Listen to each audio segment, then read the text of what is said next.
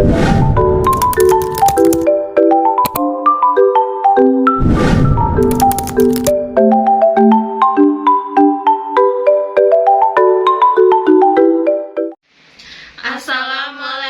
warahmatullahi wabarakatuh.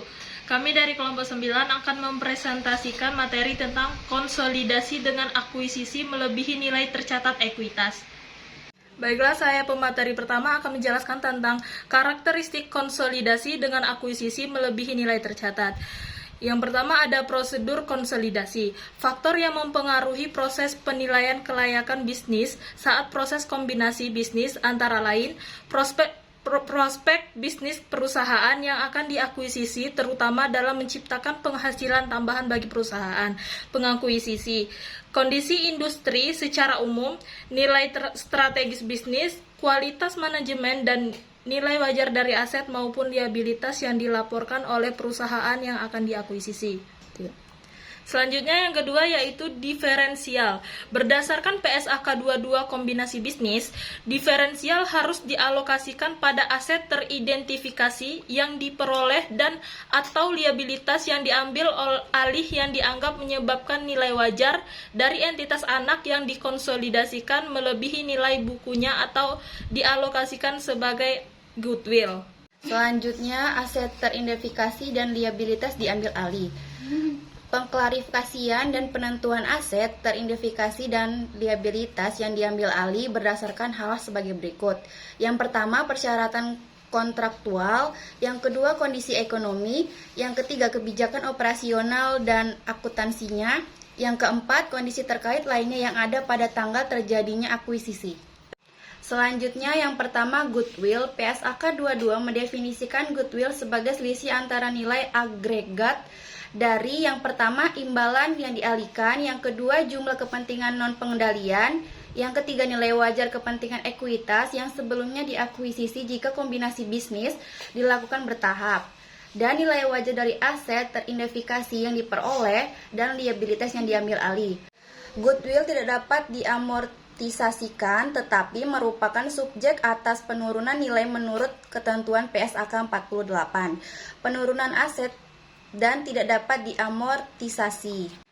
Yang kedua, pembelian dengan diskon. Selain melakukan pembelian yang dapat menyebabkan terjadinya goodwill, dapat juga pembelian dengan diskon, yaitu di mana nilai wajar yang dikeluarkan oleh investor lebih rendah dibandingkan dengan nilai wajar dan seluruh aset neto yang dimiliki oleh investor. Pembelian dengan diskon dapat terjadi karena misalnya dalam kondisi yang dilakukan dengan terpaksa atau terdesak. Selanjutnya yaitu akuisisi dengan kepemilikan penuh.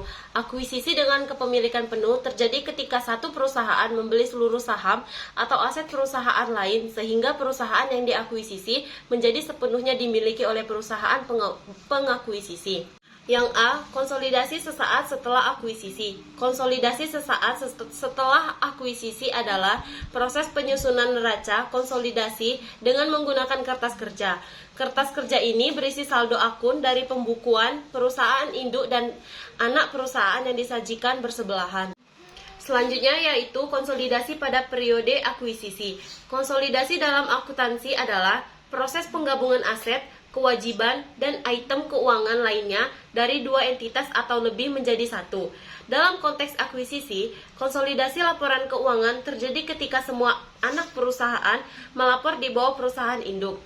Berikut beberapa hal yang perlu diperhatikan dalam konsolidasi akuisisi. Yang pertama, pihak pengakuisisi. Yang kedua, saham preference.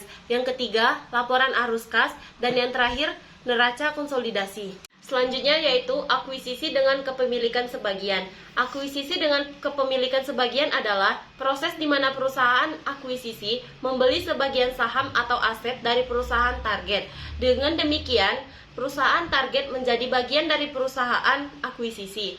Akuisisi merupakan salah satu strategi eksternal yang digunakan perusahaan untuk memperluas usaha tanpa harus memulai usaha dari awal. Tujuan akuisisi ini adalah untuk mempercepat pertumbuhan bisnis seperti memasuki pasar baru atau memperluas pemasaran. Itulah tadi penjelasan materi dari kelompok kami. Apabila ada salah kata kami mohon maaf, kepada Allah kami mohon ampun. Kami akhiri. Wassalamualaikum warahmatullahi wabarakatuh.